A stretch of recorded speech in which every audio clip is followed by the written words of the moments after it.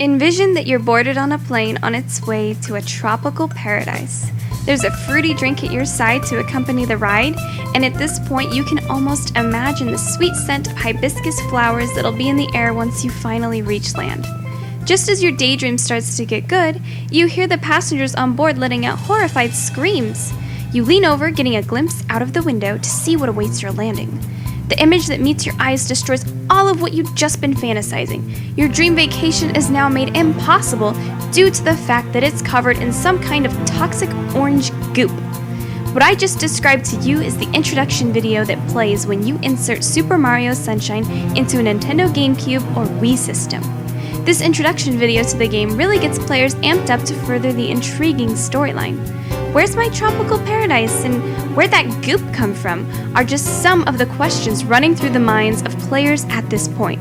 These questions can only be answered by gripping the controller, selecting a save file with the flick of a button, and starting the adventure that awaits you within this tropical paradise-based game. I feel that it might be important for me to give you some background information on my own gaming knowledge. All of my life, I've been playing games not just from the Mario series, but many others as well. From the time I was 6 years old, I've been hooked on the rendered worlds gaming companies like Nintendo provide to their many fans for entertainment. I specify the company Nintendo because they are my absolute favorite.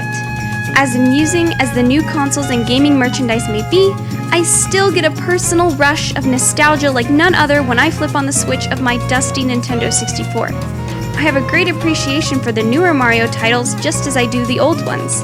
Just recently, I played through Super Mario 3D World on the Wii U.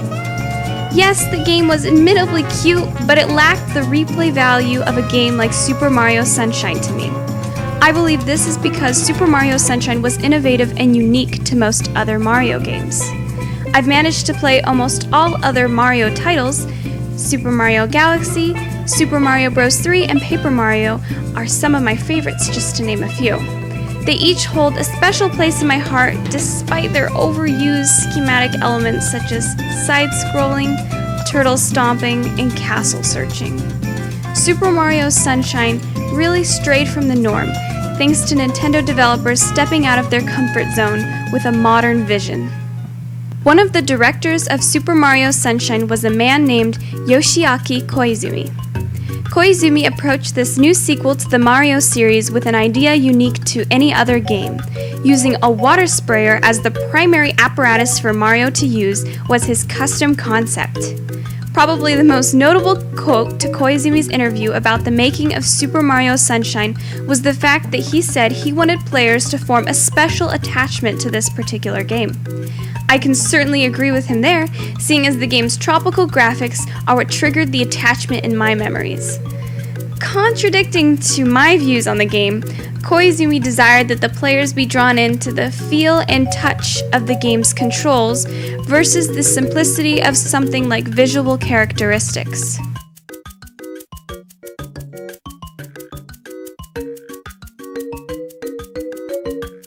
Personally, I believe that the tropical setting for this game sets it apart from all other games in the Mario series. I have never been so drawn into a game by its luscious environment, melodious background tunes, and challenging obstacles.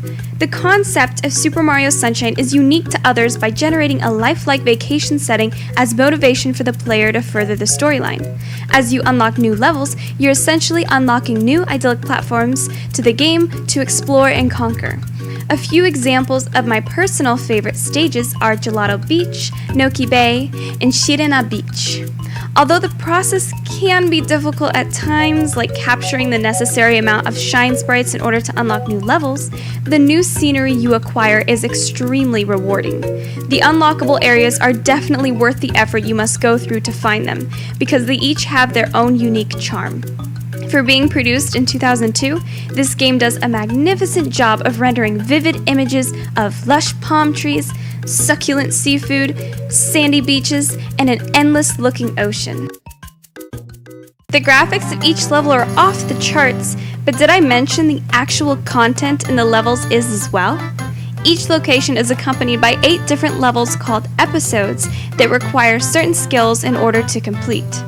Completing all of the episodes and acquiring 120 Shine Sprites is optional, seeing as the game only requires 55 Shine Sprites to trigger the final battle. Customary to most games, Super Mario Sunshine has its fair share of challenging episodes. Most of the objectives are self-explanatory thanks to a helpful briefing on the end goal location, hinted by a short cutscene that rolls at the beginning of each episode, although I must admit there were a few levels I believed were virtually impossible. Keep in mind, this was a time before the world of the internet's gaming cheats and walkthroughs was allowed past my parents' strict supervision. I would stay up hours past my bedtime, trying countless times to master the dexterous skills required to get my hands on one last Shine Sprite. In fact, from the time I picked it up at my local GameStop around 2004, Super Mario Sunshine has been playing in not just my GameCube, but also my REM sleep. The vivid, realistic atmosphere of Super Mario Sunshine still frequents my dreams to this very day, despite the fact I haven't even picked up the game in a little over 2 years. Scientist Ewen Callaway did an interesting study about the relationship between video gaming and our dreams. He addressed that the experience of being exposed to a visually memorable game has a high chance of replaying itself in the person who witnessed the game's dreams. The game that Ewen Callaway studied was not Super Mario Sunshine, but I am here to testify that I have personally had multiple dreams about the tropical landscapes of Super Mario Sunshine.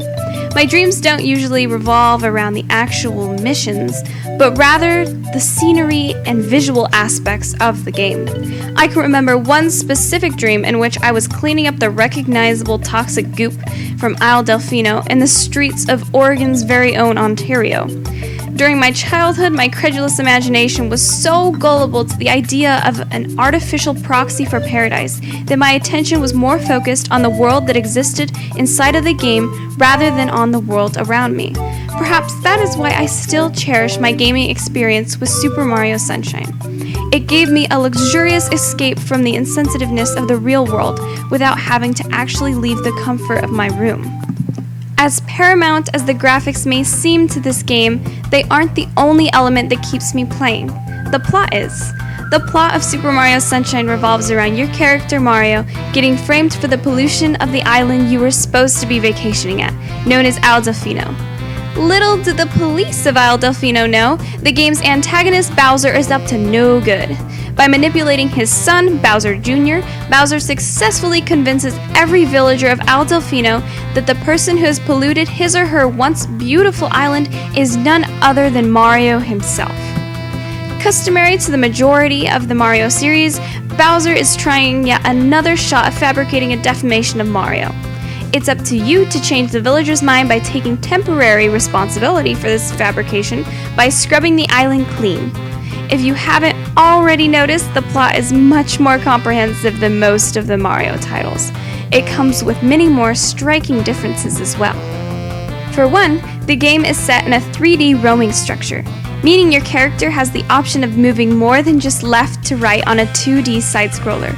This mechanic hadn't been used in a Mario game since Super Mario 64 came out for the Nintendo 64 in June of 1996. This game is reliant on a 3D maneuvering setup because the mechanics of most of Mario's movements are based off of a multi-purpose water pack strapped to his back.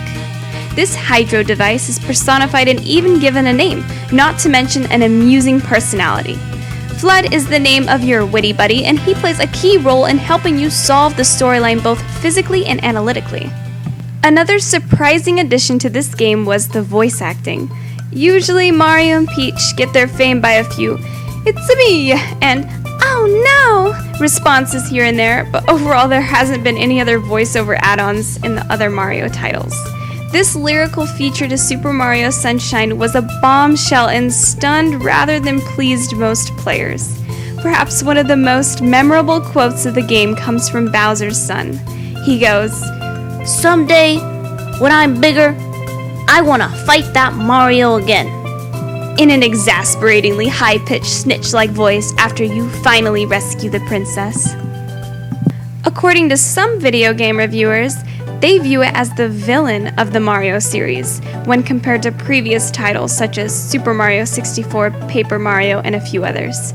Aside from the not-so-flattering camera angles, difficult controls, and the infuriating secret of the village underside, Super Mario Sunshine was a one-of-a-kind game. Nintendo really stepped out of their comfort zone of 2D and jumped into a 3D paradise once again. There were bound to be obstacles and complaints, especially when trying to measure up to the widespread critical acclaim of Super Mario 64 after selling an impressive 11 million copies. The producer of Super Mario Sunshine, Takashi Tezuka, acknowledged the fact that Super Mario Sunshine was intentionally created to innovate and expand upon Super Mario 64, not replicate it. So if you are a die-hard fan of Super Mario 64, what's keeping you from raving over Super Mario Sunshine as well? Admittedly, no game goes without flaws. An overly critical gamer is bound to grow weary at some point, staying blinded by conventional nostalgic expectations. Koizumi himself admitted to players it might take a day, maybe two, playing the game to discover its charm and to grow an attachment. Even I can admit a player must have an open mind in order to appreciate the game for what it is. I am confidently able to argue that Super Mario Sunshine was unforgettable, as it stands proudly as one of my favorite games of all time. You should give it a try.